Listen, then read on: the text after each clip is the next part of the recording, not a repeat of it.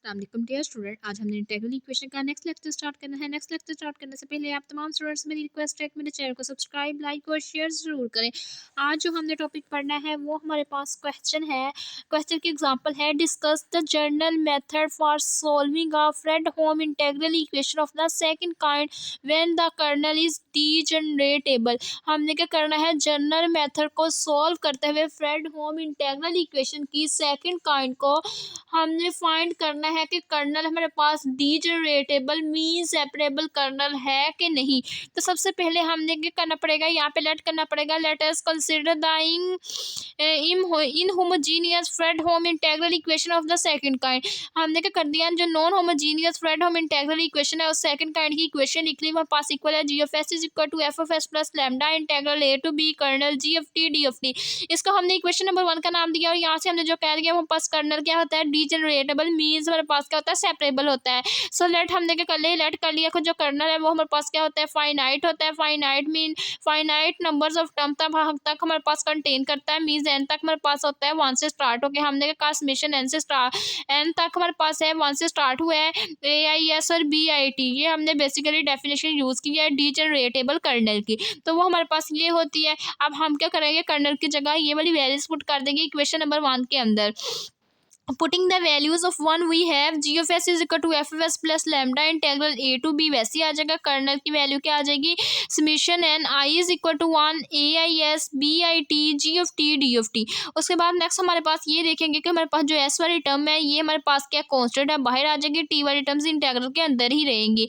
तो ये हमारे पास G of S is equal to F of S plus lambda summation हमारे पास क्या है, एन से स्टार्ट एन आई से आई इज इक्वल टू 1 से स्टार्ट होकर एन तक है। ए आई एस हमने कॉमन ले लिया, बाकी मेरे पास सारी चीजें अंदर आ जाएंगी। Integral A to B B I T G of T D of T. तो हमने कह दिया यहाँ पे ये हमारे पास क्या है, सी लेट हमने कर लेना है। यहाँ पे इसको इक्वेशन नंबर 3 का नाम दिया। इक्वेशन नंबर 3 का नाम देने के बाद नेक्स्ट हमने क्या करना है, लेट कर लेना है, let see I be the unknown constant defined by.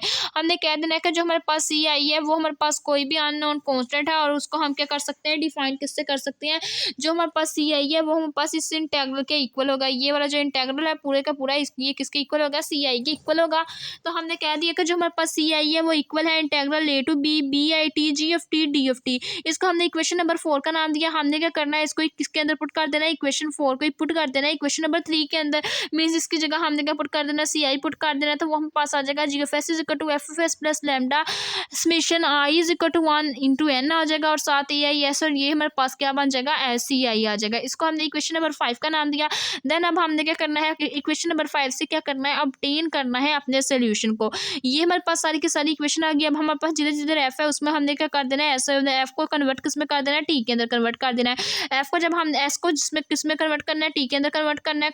Convert करने के साथ साथ हमने क्या करना है, जो वेरिएबल्स है वो भी हमने चेंज कर देना है। मीन यहाँ पे आई यूज़ किया, वहाँ यहाँ पे आप लोग जे भी यूज़ करते हो, के भी यूज़ कर सकते हो। आप लोगों की अपनी मर्जी है, जो मर्जी आप लोग वेरिएबल चेंज कर सकते हो। तो आप लोगों ने जैसे एस को रिप्लेस करना है टी के साथ, इसी तरह आई को भी रिप्लेस कर देना है किसके साथ, के साथ। तो ये हमारे पास क्या बन जाएगा, जी एस किस में कन्वर्ट हो जाएगा, जी ऑफ टी में। एफ ऑफ एस किस में कन्वर्ट हो जाएगा, एफ ऑफ टी में। प्लस हमारे पास आ जाएगा लैम्डा।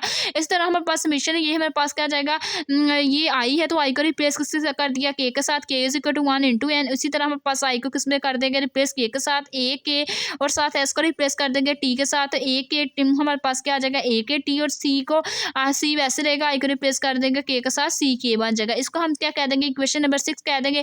अब हमने क्या करना है, putting the value G of T. Putting हमने क्या करना है, जी ऑफ टी की वैल्यू पुट कर देंगे इक्वेशन नंबर 4 के अंदर। ये हमारे पास इक्वेशन नंबर 4 है, जी ऑफ टी की वैल्यू आ गई है। जी ऑफ टी की वैल्यू हमने क्या कर देनी है, इक्वेशन नंबर 4 के अंदर पुट कर देनी है। इक्वेशन नंबर 4 के अंदर पुट करके हमने क्या कर लेना है, समेशन को ओपन कर लेना है। समेशन को सॉरी कह दिया, अपनी टर्म सारी ओपन कर लेनी है। तो वो हमारे पास क्या आ जाएगी, C of I is equal to integral A to B B I T, और ये हमारे पास सारी वैल्यू जी ऑफ टी की है वो आ जाएगी F of T plus lambda in summation K is equal to 1 N A K T और सी के, और साथ में पास क्या आ जाएगा इंटू डी टी।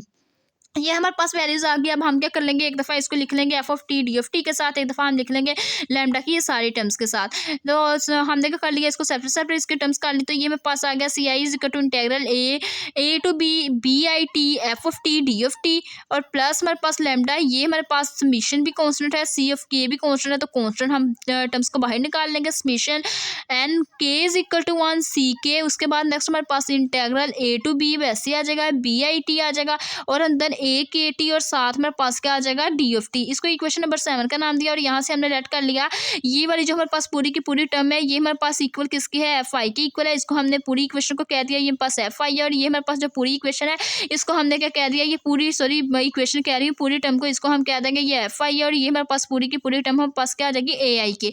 ये हम क्या कर देंगे इक्वेशन नंबर 7 के अंदर पुट कर देंगे इस टर्म की जगह एफ आई पुट कर देंगे इस टर्म की जगह क्या पुट कर देंगे ए आई के पुट कर देंगे। नाउ हमने क्या किया इक्वेशन 7 और 8 को यूज़ करते हुए इक्वेशन 8 और 9 को यूज़ करते हुए इक्वेशन नंबर 7 के अंदर सारी वैल्यूज़ को पुट किया तो ये हमारे पास फाइनली इक्वेशन क्या आ गई C I is equal to F I plus lambda summation N के is equal to 1 C K और ये हमारे पास सारी टर्म्स किसकी इक्वल थी ए आई के। तो इसको हमने क्या कह दिया इक्वेशन नंबर 10 कह दिया। अब यहाँ पे हमने क्या करना है नेक्स्ट हमने canonical data by definition apply किया। हमने कहा कैनोनिकल डाटा हमारे पास क्या होता है कैनोनिकल जो डाटा होता है वो हम पास हमने उसको इंडिकेट करते हैं सिग्मा आई के से। वो अगर जीरो हमारे पास कब आता है 1 हमारे पास कब आता है जीरो हमारे पास कब तब आएगा जब आई नॉट इक्वल टू के होगा तो जीरो आ जाएगा। जब आई इक्वल आ जाएगा के तो वो हमारे पास कैनोनिकल डाटा किसके इक्वल होगा 1 के इक्वल होगा।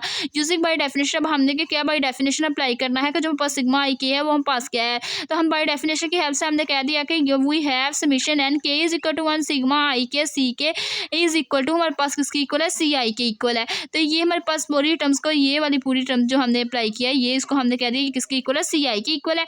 तो नेक्स्ट हमने क्या कर देना है putting the value C I in equation number 10 C I की जो वैल्यू है वो हम क्या कर देंगे इक्वेशन नंबर 10 के अंदर पुट कर देंगे। सी आई की जगह हम क्या पुट कर देंगे ये वाली सारी वैल्यू को पुट कर देंगे। ये सारी वैल्यूज इक्वेशन नंबर 10 में जाके क्या बन जाएगी समेशन एन के is equal to 1 sigma I k c के is equal to F I plus lambda summation N के is equal to 1 C k a आई के। अब हम देखेंगे ये हमारे पास दोनों समेशन क्या है सेम है। दोनों समेशन सेम होने की वजह से हम इनको कंबाइन कर लेंगे और एफ ऑफ आई एक साइड पर रह जाएगा। तो ये जब इनको कंबाइन करने से हमारे पास समेशन हमारे पास कॉमन आ रहा है तो हमने समेशन एन के इज इक्वल टू 1 कॉमन ले लिया। बाकी सारी टर्म्स हमारे पास ब्रैकेट के अंदर आ गई इक्वल टू एफ ऑफ आई। अब यहाँ से हमने नेक्स्ट क्या किया है हमने ये देखे कि हमारे पास इधर से दोनों टर्म्स में हमारे पास क्या है सी के है तो सी के हमने कॉमन ले लिया। तो ये हमारे पास क्या आ जाएगा समेशन एन के is equal to 1 sigma I K minus lambda E I K into C के is equal to F of I. और यहाँ पे हमने बता दिया जो हमारे पास आई है वो पास इक्वल है 1 2 3 एंड सो ऑन हमारे पास किसकी इक्वल है 12 के इक्वल आ जाएगा। इक्वेशन नंबर 12 बन जाएगी ये। तो आई हमारे पास 1 से स्टार्ट होकर एन टर्म तक हमारे पास जाता है ठीक है। फाइनाइट है हमारे पास एन मीन्स हम इजीली इसको क्या कर सकते हैं काउंट कर सकते हैं। उसके बाद नेक्स्ट हमारे पास क्या हो जाएगा ये हमारे पास इक्वेशन नंबर 12 आ जाएगी। इक्वेशन नंबर 12 के बाद हम क्या कह देंगे ये सिस्टम जो हमारे पास इक्वेशन नंबर 12 का है वो हमारे पास क्या है कंसिस्ट करता है इन एन टर्म और साथ साथ इन होमोजीनियस लीनियर इक्वेशन को रिप्रेजेंट करता है इन एन डिग्री फॉर्म। और जो उसके अननोन कांस्टेंट है वो हमारे पास क्या है अननोन फंक्शन वो c1 c2 सोन cn है। और जो सिस्टम है हमारे पास इक्वेशन 12 का वो हमारे पास यूनिक सोल्यूशन रखता है। यूनिक सोल्यूशन के साथ साथ वो अपने मैट्रिक्स का जो कोफिशिएंट है वो हमारे पास उसका क्या होता है वो हमारे पास ये अंदर वाली जो इक्वेशन नंबर 12 का अंदर वाला पार्ट है ये हमारे पास क्या होता है इसका हम पास मैट्रिक्स कोफिशिएंट होते हैं। ये इसके सारे के सारे इसको हमने कह रहे हैं पास मैट्रिक्स हमारे पास क्या होते हैं कोफिशिएंट होते हैं वो हम पास क्या होना चाहिए नॉन सिंगुलर होने चाहिए मीन्स नॉट इक्वल टू क्या होना चाहिए 0 होने चाहिए non singular.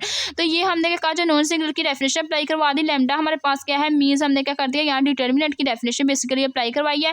Determinant to lambda is equal to ये हमारे पास पूरी टर्म्स का हमारे पास अगर हम क्या लें डिटर्मिनेंट ले वो नॉट इक्वल टू 0 आए तो वो हम पास क्या होता है नॉन सिंगुलर होता है। इसको हमने इक्वेशन नंबर किसका नाम दिया इक्वेशन नंबर 13 का नाम दिया। देने के बाद हमने पता होना चाहिए कि जो पास डी लैम्डा है वो पास किसकी इक्वल है डी लैम्डा हमारे पास किस चीज़ की इक्वल होता है डी ऑफ लैम्डा हमारे पास इक्वल होता है determinant 1 minus lambda a1 minus lambda a12 सोन माइनस लैम्डा a1 हमारे पास किसके इक्वल होता है a1n की इक्वल होता है। नेक्स्ट हमारे पास सेकंड रो में हमारे पास क्या आ जाता है minus lambda a21 minus lambda a22 so on minus lambda a2n। Similarly ऐसे हमारे पास इसको इन टर्म हम लिख लेते हैं। ये हमारे पास क्या होता है ये हमारे पास डिटर्मिनेंट होता है विद रिस्पेक्ट टू लैम्डा। तो इसको हमने कह दिया कि is the polynomial of the lambda in n degree. ये हमारे पास क्या है पॉलिनोमियल है with respect to lambda in n degree की रिस्पेक्ट्स के साथ। उसके बाद नेक्स्ट हमने कहा कि अगर हमारे पास डी ऑफ लैम्डा हमारे पास क्या है 0 की इक्वल आ जाए रूट्स हमारे पास क्या हो विद n रूट्स के साथ और lambda 1 lambda 2 so on lambda 1 is called the eigen value. अगर हमारे पास lambda D of lambda equal 0 को आ जाए और लैम्डा हमारे पास लैम्डा 1 से स्टार्ट होकर लैम्डा एन तक जितने भी हमारे पास लैम्डाज आएंगे वो हमारे पास आइगन वैल्यूज होंगे।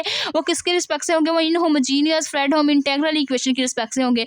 नाउ अब हमने क्या करना है हमने होमोजीनियस इंटीग्रल इक्वेशन को लेट करना है। हमने कहा कि जो होमोजीनियस फ्रेडहोम इंटीग्रल इक्वेशन है वो पास इक्वल होती है G of S is equal to lambda integral A to B kernel G of T D of T, इसको हमने क्या कहा, इक्वेशन नंबर 15 का नाम दिया। इक्वेशन नंबर 15 का नाम देने के बाद then the given inhomogeneous integral equation has the solution if and only if, हमने कहा कि जो हमारे पास इन होमोजीनियस इंटेग्रल इक्वेशन है वो हमारे पास अपना सॉल्यूशन का रखती है integral A to b five a i into s g into s d of S is equal to zero, तो वो अपने हमारे पास सारा का सारा सॉल्यूशन का कर देती है, जीरो कर देती है ना। वो हमारे पास सॉल्यूशन जब जीरो कर देती है, five a i into S हमारे पास क्या हो जाता है, linearly independent mean non trivial solution बन जाता है। जब हमारे पास नॉन ट्रिवियल सॉल्यूशन बन जाता है तो जो हमारे पास ये सारी के सारी टर्म्स हमारे पास इन होमोजीनियस में जीरो आ जाती है, तो होमोजीनियस इक्वेशन हमारे पास फिर वही आ जाती है जो हमारे पास गिवन होमोजीनियस फ्रेडहोम इक्वेशन होती है। जी ऑफ एस हमारे पास इक्वल होता है lambda into A of B, lambda integral A to B kernel G of T D of T, where lambda हमने कहा कि हमारे पास not equal to lambda J means lambda I हमारे पास क्या हो सकता है 1 2 से लेके स्टार्ट करके कहाँ तक हमारे पास n तक होगा। लैम्डा नॉट आइगन वैल्यू, हमारे पास जो लैम्डा होगा हमारे पास आइगन वैल्यूज नहीं होगा इन होमोजीनियस इंटेग्रल इक्वेशन के अंदर। जो इन होमोजीनियस इंटेग्रल इक्वेशन है उसमें हमारे पास लैम्डा क्या होगा, वो हमारे पास आइगन वैल्यूज वर्क नहीं करेगा। The system 12 will have a unique solution, हमने कहा जो सिस्टम 12 है वो हमारे पास ओनली वन सोल्यूशन रखता है ना। अब हमने क्या करना है, सब्स्टिट्यूट करनी है वैल्यूज लैम्डा की वैल्यू जब हम सब्स्टिट्यूट करेंगे तो वो हमारे पास क्या हो जाएगा, उसकी हमारे पास कोई भी आइगन वैल्यूज नहीं आएगी इन इक्वेशन 6 के रिस्पेक्ट से।